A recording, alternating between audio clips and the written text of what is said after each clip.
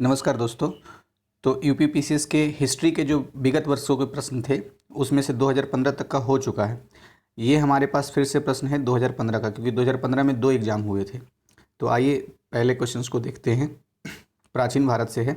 लिखा हुआ निम्नलिखित अभिलेखों में से किसमें अशोक का नामोल्लेख हुआ है। तो अशोक का नामोल्लेख जो विकल्प है उसमें से गुर्जरा में हुआ है, तो विकल्प ए इसका आंसर हो जाएगा। वैसे और भी कई अभिलेख हैं जिसमें हुआ है, जैसे कि अशोक का ना कुल मिला के 40 से अधिक अभिलेख मिला है अशोक से संबंधित। उसमें से मास्की, गुर्जरा जो विकल्प में था, नेत्तूर, उडेगोलम, ये सब लेखों में अशोक का व्यक्तिगत नाम मिलता है। तो इसको आप याद रखने के लिए ऐसे याद रख सकते हैं, गन मास्क। तो गन मास्क मतलब क्या, जी से गुर्जरा, यू से उडेगोलम और एन से नेतूर और मास से मास्की। तो ऐसे गन मास्क करके याद रख सकते हैं। दूसरा, निम्नलिखित में से किसने भारत में स्वर्ण सिक्कों का प्रचलन नियमित उपयोग के लिए किया था। तो बैम कैडफिसस जो था वो नियमित उपयोग के लिए स्वर्ण सिक्कों का प्रचलन किया था। तो इसका ऑप्शन ए हो जाएगा। थोड़ी सी इसकी व्याख्या देख लेते हैं। बैम कैडफिसस जो था, बिम कैडफिसस का पहचान है जो भारत में सर्वप्रथम स्वर्ण मुद्राओं को चलाने वाले शासकों के रूप में है। यानी सबसे पहले स्वर्ण की मुद्रा यही बिम कैडफिसस ने ही चलाया था, जबकि कुजुल कैडफिसस ने तांबे के सिक्के प्रचलित कराए थे। कुजुल कैडफिसस शायद इसके बाद आया था, यानी शक से संबंधित है, सॉरी कुषाण से, कुषाण वंशीय शासकों से संबंधित। तो बिम कैडफिसस के लिए ध्यान रखना है, स्वर्ण मुद्रा सबसे पहले चलाया था, और तांबे के सिक्के अगर पूछे तो उससे संबंधित कुजुल कैडफिसस का है, कन्फ्यूज नहीं होना है। 3 नंबर, परम भागवत उपाधि धारण करने वाला प्रथम गुप्त शासक कौन था। तो चंद्रगुप्त द्वितीय। चंद्रगुप्त द्वितीय को ही विक्रमादित्य भी कहते हैं। मेहरौली लेख के अनुसार उसने विष्णुपद पर्वत पर विष्णु ध्वज की स्थापना भी कराई थी। तो ये बात भी ध्यान रखना है, व्याख्या में था। क्वेश्चन कभी कभी पूछ लेता है कि विष्णु पर्वत पर विष्णु ध्वज की स्थापना किसने करवाई थी, तो उसमें बताना है कि चंद्रगुप्त द्वितीय विक्रमादित्य ने करवाई थी। अब मध्यकालीन भारत, यानी 3 ही क्वेश्चन आए थे 2015 वाले एग्जाम में प्राचीन भारत से। क्वेश्चन नंबर 4 है, सुप्रसिद्ध मध्यकालीन संत शंकरदेव संबंधित है। तो वैष्णव संप्रदाय से संबंधित हैं, इसलिए इसका आंसर बी हो जाएगा। अब नेक्स्ट देखते हैं 5 नंबर, चंगेज खान का मूल नाम था। तो तेमोचीन किसका नाम था, चंगेज खान का। चंगेज खान का दरअसल इसका जो मेन भूमिका है ये साम्राज्य विस्तार में है, मंगोल वंश के मंगोल साम्राज्य के विस्तार में है। 6 नंबर, निम्नलिखित में से कौन त्रिकोणात्मक संघर्ष का हिस्सा नहीं था। तो प्रतिहार, पाल और राष्ट्रकूट, तीनों ये त्रिकोणात्मक संघर्ष के हिस्से थे। त्रिकोणात्मक संघर्ष किस लिए होता था, तो ये कन्नौज के लिए होता था। कन्नौज एक जगह था, उसके लिए होता था। चोल वैसे ही इसका हिस्सा नहीं था, ध्यान रखना है, सिर्फ प्रतिहार, पाल और राष्ट्रकूट थे, और अंततः सफल कौन हुआ था, प्रतिहार हुए थे सफल। थोड़ा सा व्याख्या देख लेते हैं। हर्ष की मृत्यु के बाद कन्नौज विभिन्न शक्तियों का आकर्षण का केंद्र बन गया था। वही स्थान संघर्ष का था जो गुप्त युग में मगध का था। जैसे सब लोग पहले मगध पे राज करना चाहते थे, मगध पे कब्जा करना चाहते थे, उसी तरह से हर्ष के बाद कन्नौज पे सब लोग कब्जा करना चाहते थे। इसी को ही महोदय या महोदय श्री भी कहते थे, यानी कन्नौज का अन्य नाम भी था। 8वीं सदी की 3 बड़ी शक्तियाँ जैसे कि पाल, गुर्जर प्रतिहार और राष्ट्रकूट, ये तीनों जो थे, तीनों के बीच में संघर्ष होता था। इसी को त्रिकोणीय संघर्ष कह दिया गया, जो 8वीं-9वीं शताब्दी के उत्तर भारत के इतिहास का सर्वाधिक महत्वपूर्ण घटनाक्रम है। लेकिन अंततः विजय किसका हुआ, तो ये हुआ था प्रतिहारों का हुआ था, गुर्जर प्रतिहार का। 7 नंबर, निम्नलिखित में से कौन विक्रमशिला विश्वविद्यालय का संस्थापक था। तो धर्मपाल ने ही विक्रमशिला विश्वविद्यालय की स्थापना की थी। तो ये हो गया। अब आधुनिक भारत का क्वेश्चन है 8 number, British east India company ने चाय के व्यापारिक एकाधिकार को खो दिया था। तो कब खोया था, ये तो एकदम हॉट क्वेश्चन है। 1833 का जो चार्टर एक्ट था ना, उसी समय ब्रिटिश ईस्ट इंडिया कंपनी ने चाय के व्यापार को खो दिया था। देखिए लिखा हुआ है, व्यापारिक अधिकार पूर्णतः समाप्त कर दिए गए थे 1833 में, और क्या कहा गया था कि अब आप भारत पर सिर्फ शासन का काम देखिए। तो 1833। 9 नंबर, विवेकानंद ने शिकागो में आयोजित पार्लियामेंट ऑफ वर्ल्ड्स रिलीजन में भाग लिया था। तो 1893, एकदम हॉट क्वेश्चन है। 1893 में कई घटनाएं हुई हैं, उसको ध्यान रखना। 1893 में ही अब्दुल्ला नामक व्यापारी के लिए केस लड़ने के लिए गांधी जी भारत से जाते हैं साउथ अफ्रीका। 1893 में ही ये एविराज अरविंद घोष आते हैं, और इन्होंने एक पुस्तक भी लिखी थी, नाम अभी फ़िलहाल याद नहीं आ रहा है। तो ये ऐसे करके घटना ध्यान रखना है। 1905 में क्रांतिकारी संगठन अभिनव भारत अभिनव भारत संगठित किया गया था। तो 1905 में अभिनव भारत कहाँ संगठित किया गया था? महाराष्ट्र में। ये बी.डी. सावरकर, विनायक दामोदर सावरकर 1899 में स्थापित किए थे मित्र मेला को, और इसी को 5 साल बाद, यानी 1899 से 5 साल बाद 1904 में एक गुप्त सभा अभिनव भारत में परिवर्तित कर दिया गया था। इसकी शाखाएं कर्नाटक में भी थी, महाराष्ट्र में भी थी और मध्य प्रदेश में भी थी। तो लेकिन ध्यान रखना है, संगठित किया गया था महाराष्ट्र में। और इस अभिनव भारत का पूर्व नाम क्या था? ऐसे भी क्वेश्चन पूछ सकता है, तो बताना है मित्र मेला। 11 नंबर, निम्नलिखित युग्मों में से कौन सही सुमेलित है? तो जो सही सुमेलित है सिर्फ उसको देख लेते हैं यहाँ पर पहले। Khalid V Sayeed, Pakistan the formative phase, इनकी ये रचना है खालिद वी सईद का। अब देखिए पुस्तकें और उनके लेखक का जो सही है यहाँ पर रिवीजन कर लेते हैं। The Muslim of British India, Peter Hardy ने लिखा है। Pakistan the formative phase 1857 to 1948, Sayeed ने लिखा है। इन्हीं का पूरा नाम था खालिद वी सईद। और खिलाफत टू पार्टीशन, इसके लेखक कौन है? मोइनून सकीर। तो मोइन सकीर हैं खिलाफत टू पार्टीशन के लेखक। फिर है मॉडर्न इस्लाम इन इंडिया, तो W.C. स्मिथ ने लिखा था modern Islam in India. 12 number, राजा जनता के लिए बने हैं, जनता राजा के लिए नहीं बनी है। राष्ट्रीय आंदोलन के दौरान निम्नलिखित में से किसने यह वक्तव्य दिया था? तो दादा भाई नौरोजी ने दिया था। अब देखिए दादा भाई नौरोजी से कितने कथन हम लोग पहले रिवीजन कर चुके हैं।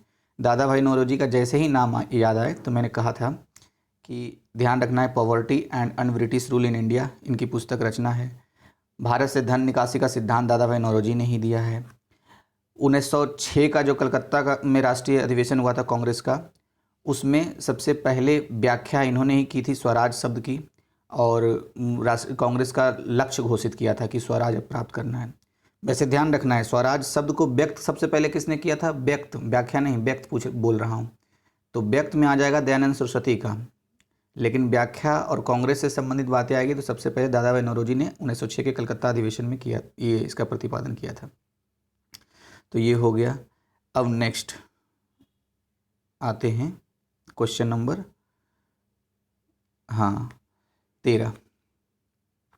बंकिम चंद्र चटर्जी के प्रसिद्ध उपन्यास आनंद मठ का कथानक आधारित है। तो सन्यासी विद्रोह पर आनंद मठ जो उपन्यास था उसके लेखक थे बंकिम चंद्र चटर्जी, और जो मेन कथानक है जो कहानी और सन्यासी विद्रोह पर आधारित है।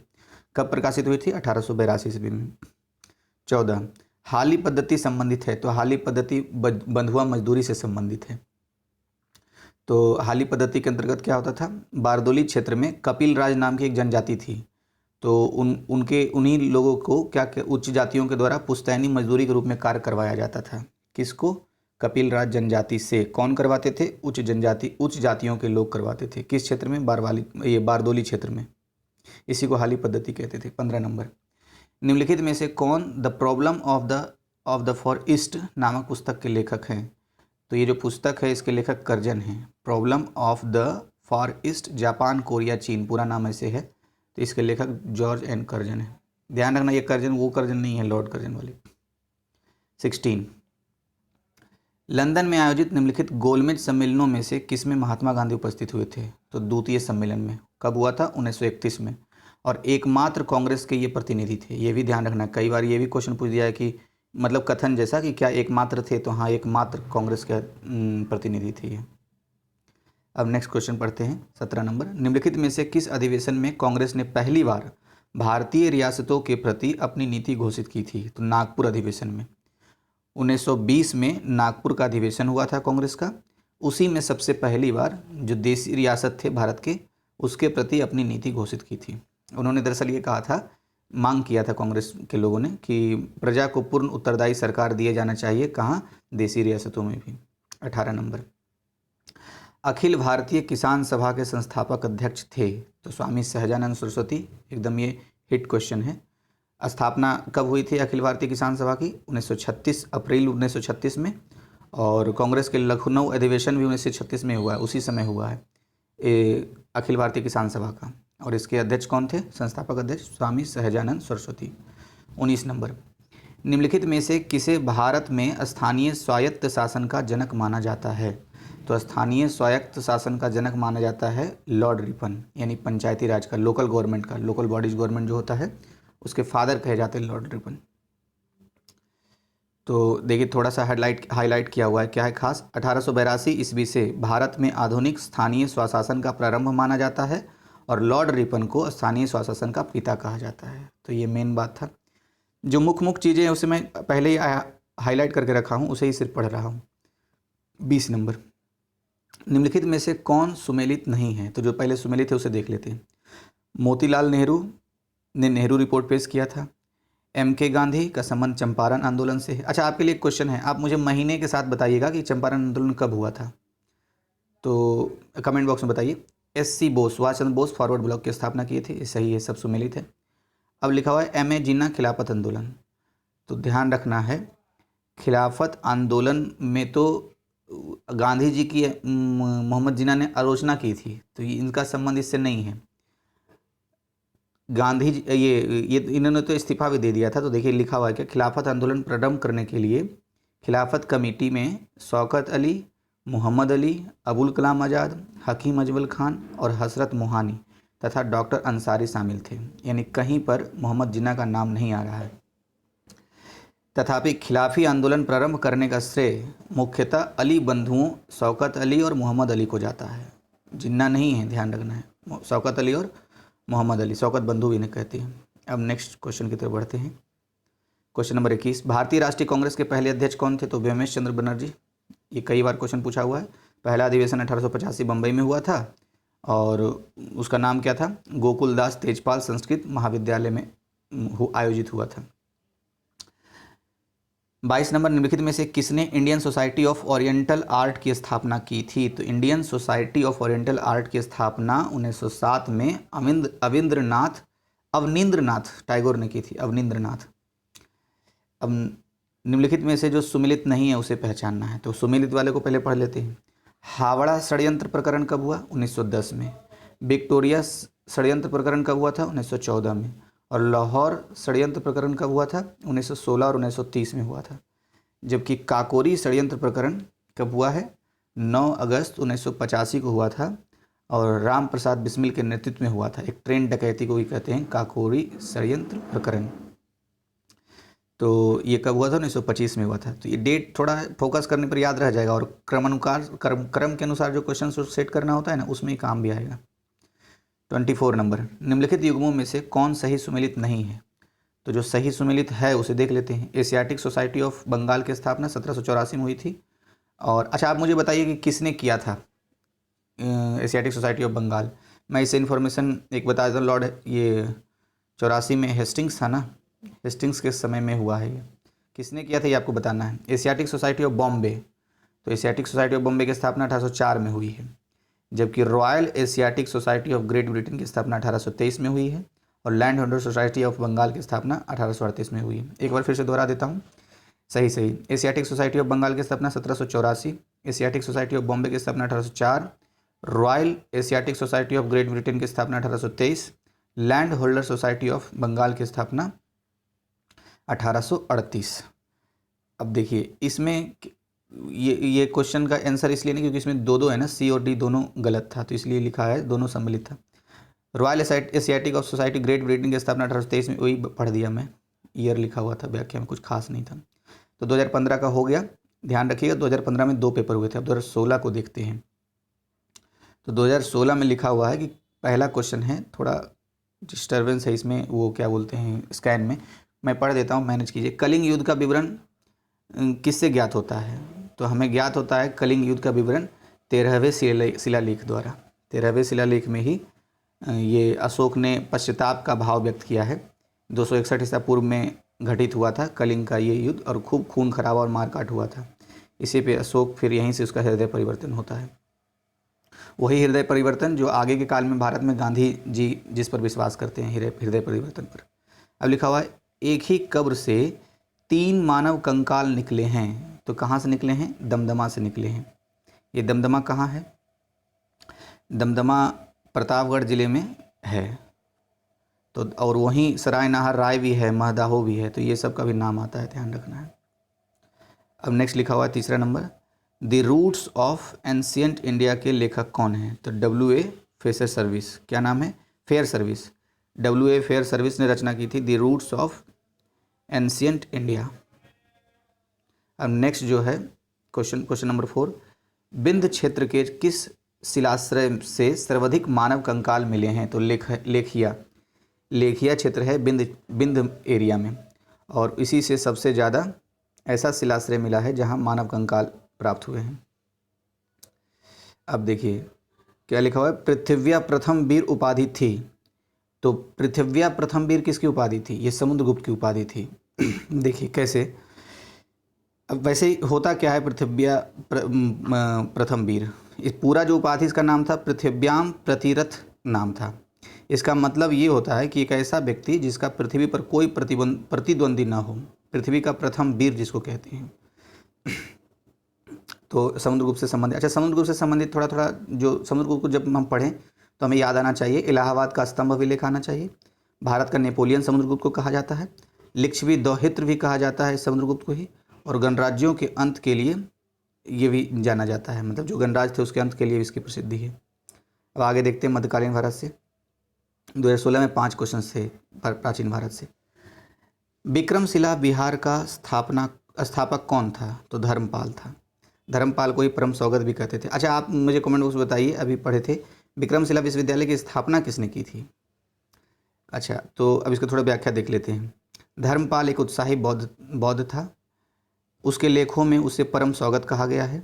उसने विक्रमशिला तथा सोमपुरी को ही पहाड़पुर भी कहते हैं, में प्रसिद्ध बिहारों की स्थापना की थी। उसकी राजसभा में प्रसिद्ध बौद्ध लेखक हरिभद्र निवास करता था। तो ऐसे भी क्वेश्चन पूछ सकता है कि हरिभद्र निम्नलिखित में से किस शासक के या किस राजा के राजसभा में था? तो हरिभद्र निवास धर्मपाल के राजसभा में रहता था, और परम सौगत की उपाधि इसे ही प्राप्त थी। 7 नंबर, कृष्णदेव राय ने किस नगर की स्थापना की थी? तो नांगलापुर की स्थापना कृष्णदेव राय ने की थी। पहले व्याख्या पढ़ देता हूँ, फिर एक बात बताता हूँ। विजयनगर में साहित्य का क्लासिकल युग भी कृष्णदेव राय के युग को कहा जाता है। इसको और भी नाम दिया गया था, जैसे आंध्र भोज, अभिनव भोज, आंध्र पितामह, ये सब उपाधियाँ दी गई इनको। अच्छा, स्थापत्य कला के क्षेत्र में नांगलापुर नामक एक नए नगर की स्थापना किया था। दरअसल ये ना अपनी माँ के याद में ये किया था। माँ का नाम इसी नागा कुछ नाम था, नागानंद या कुछ ऐसा ही नाम था, तो इसी के माँ के नाम से ही नांगलापुर नगर की स्थापना की थी। ये कृष्णदेव राय के स्थापत्य कला का उदाहरण है। हजारा एवं विट्ठल स्वामी नामक मंदिर भी कृष्णदेव राय ने ही स्थापित किया था, उसके ही काल में हुआ है। तो ये सब उसके स्थापत्य कला के उदाहरण हैं। 8 नंबर, जहांगीर ने मुख्यतः निम्नलिखित में से किस कला को संरक्षण दिया था? तो जहांगीर चित्रकला को संरक्षण दिया था। वो तो दावा करता था कि मतलब कहता था एक चित्र लेके आओ और भौंक कोई और बनाएगा, होठ कोई और बनाएगा, उस पर और चित्रकारी कोई और करेगा, तो मैं अलग अलग सब पहचान लूँगा, ऐसा ये दावा करता था। कौन? जहांगीर। अच्छा पिछले वर्ष देखिए इससे क्वेश्चन ना लगभग ईयर पूछे जा रहे हैं, हर 1 साल 2 साल छोड़ के। इसमें किसी ने पूछा था कि उसके संबंध चित्रकार कौन थे, तो ये थोड़ा हिट टॉपिक हो जाता है। अब देखिए थोड़ा सा रिवीजन कर लेते हैं कि इसके दरबार में कौन कौन से, जहांगीर के दरबार में कौन कौन से चित्रकार था। तो अबुल हसन को इसने नादिर उद जमा की उपाधि भी दी थी। उस्ताद मंसूर जिसको नादिर उल असर की उपाधि दी थी। अच्छा उस्ताद मंसूर से याद आया, म में मैंने बोला था कि म के ऊपर बिंदु और पंछी में भी प के ऊपर बिंदु है, तो दोनों ये क्या है, पंछी का चित्रकार था उस्ताद मंसूर। फिर फर्रुख बेग, बिशन दास, अकारिजा। अच्छा 2 नाम मैंने मोहम्मद से बताया था, मोहम्मद नादिर और मोहम्मद मुराद। इसके अलावा 3 एक ही साथ याद करने के लिए मैंने कहा था कि मनोहर, माधव, गोवर्धन। मनोहर अलग नाम है, माधव अलग नाम है, गोवर्धन अलग नाम है, लेकिन तीनों को एक ही साथ याद कर लेना चाहिए, मनोहर, माधव, गोवर्धन। अच्छा अबुल हसन ने जहांगीर के सिंहासन रोहन का एक चित्र बनाया था, जिसे जहांगीर की आत्मकथा तुजुके जहांगीरी के मुख पृष्ठ पर लगा दिया गया है। तो इस प्रकार जहांगीर के काल को मुगल चित्रकला का स्वर्ण युग भी कहा जाता है। तो ये क्वेश्चन ऐसे भी बनता है कि जहांगीर के सिंहासनारोहण पर जो चित्र बना हुआ है वो किसने बनाया था, और या फिर तुजुके बावरी में जो मुख पृष्ठ पर चित्र लगा हुआ है उसकी आत्मकथा में, तो किसने बनाया था? तो ये भी ध्यान रखना है। तो अबुल हसन ने। गुलाम का गुलाम किसे कहा जाता था? इल्तुतमिश को कहा जाता है। मोहम्मद गौरी के गुलाम कुतुबुद्दीन ऐबक ने इल्तुतमिश को खरीदा था, तो कुतुबुद्दीन ऐबक मोहम्मद गौरी का गुलाम था। और इल्तुतमिश कुतुबुद्दीन ऐबक का गुलाम था, इसलिए गुलामों का गुलाम कहते हैं इल्तुतमिश को। ऐबक ने आरंभ से ही इसे सर ए जहांदर यानी अंगरक्षकों का प्रधान बना दिया था और फिर ऐबक अपनी पुत्री का विवाह भी इल्तुतमिश से किया। 10 नंबर, निम्नलिखित में से किस मुगल शासक ने लाला कलावंत से हिंदू संगीत की शिक्षा ली थी? तो अकबर। अकबर नगाड़ा बजाने में बहुत प्रवीण था और इसने किससे शिक्षा ली थी? लाला कलावंत से हिंदू संगीत की। अब आगे देखिए 11 नंबर, मुगल काल में जिस मदरसे ने मुस्लिम न्याय शास्त्र की पढ़ाई में विशिष्टता हासिल की वह स्थिर था, तो कहाँ स्थित था? लखनऊ में। धर्मशास्त्र के विशेषज्ञ को आलिम कहा जाता था और साहित्य शास्त्र के विशेषज्ञ को काबिल कहा जाता था। आगे 12 नंबर, किस वर्ष बाबर ने सुल्तान इब्राहिम लोधी को पानीपत की लड़ाई में पराजित किया? तो कब किया था? 1526 में किया था, 21 अप्रैल 1526 को। आगे क्या लिखा हुआ है कि बाबर के तोपखाने ने इस युद्ध में आश्चर्यजनक कार्य किया। इब्राहिम लोदी की सेना संख्या में अधिक होते हुए भी पराजित हुई और इब्राहिम लोदी रण क्षेत्र में मारा गया। तो ध्यान रखना है, संख्या बल सिर्फ अधिक होने से नहीं हुआ, तकनीकी ज्ञान भी होना चाहिए समय के अनुसार। अब अच्छा एक बात और है, क्या है? तुगलमा युद्ध नीति का प्रयोग इसी युद्ध में किया था बाबर ने और सफलता का सबसे मुख्य कारण उसका विशाल तोपखाना था। उसका नेतृत्व कौन कर रहा था? उस्ताद अली कुली नामक व्यक्ति कर रहा था और बंदूकचियों का नेतृत्व मुस्तफ़ा कर रहा था। तो इससे जुड़े हुए फैक्ट थे, इससे सेपरेट क्वेश्चन बनते हैं, इसलिए मैंने व्याख्या में पढ़ दिया। 13 नंबर, भारतीय गौरव या यश का अंतिम सुर किसके लिए प्रयुक्त किया जाता है? तो भारतीय गौरव या अंतिम सुर कहा जाता है हेमू को। थोड़ा सा व्याख्या देख लेते हैं। दिल्ली के अंतिम हिंदू सम्राट हेमू ने अफगानों तथा मुगलों के विरुद्ध लगातार 22 युद्धों में विजय प्राप्त की थी। अच्छा, इसको विक्रमादित्य की उपाधि भी मिला हुआ था, धारण कर रखा था खुद से। आधुनिक इतिहास के क्वेश्चन सब देखते हैं। सर टॉमस मुनरो किन वर्षों में मद्रास के गवर्नर रहे हैं? तो 1820 से 27 में रहे हैं। थोड़ा सा देख लेते हैं इनसे संबंधित थोड़ा फैक्ट। दक्षिण भारत में भू राजस्व वसूली हेतु लागू की गई रैयतवाड़ी व्यवस्था जो थी उसके जन्मदाता टॉमस मुनरो और कैप्टन रीड थे। तो इससे संबंधित ये फैक्ट हो गया। दूसरा क्या है? सर्वप्रथम इसे तमिलनाडु यानी कि तमिलनाडु के बारामहल जिले में लागू किया गया था। किसको? रैयतवाड़ी व्यवस्था को। और इसके जनक कौन थे? ये टॉमस मुनरो और कैप्टन रीड। अब 15 नंबर, खिलाफत आंदोलन के प्रमुख नेता निम्नलिखित में से कौन थे?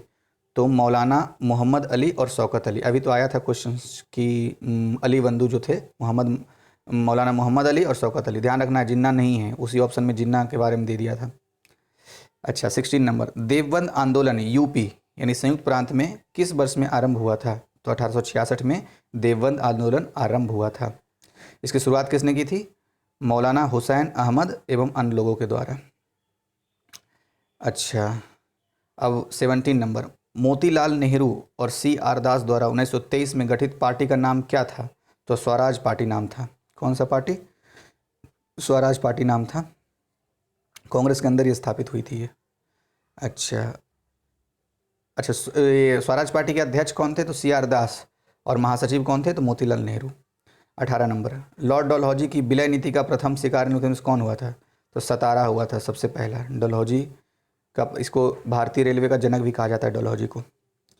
तो डलहौजी के व्यक्तिगत सिद्धांत में सबसे पहला जो शिकार हुआ 1848 में सतारा, जैतपुर एवं संबलपुर पर 1849 में, बगहाट पर 1850 में और उदयपुर पर 1852 में, झांसी पर 1853 में और नागपुर पर 1854 में तथा करौली पर 1855 में ये व्यक्तिगत सिद्धांत लागू करके हड़प लिया था।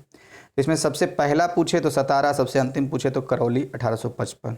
तो ये ध्यान रखना है। बाकी तो फोकस करेंगे, बार बार सुनते रहेंगे।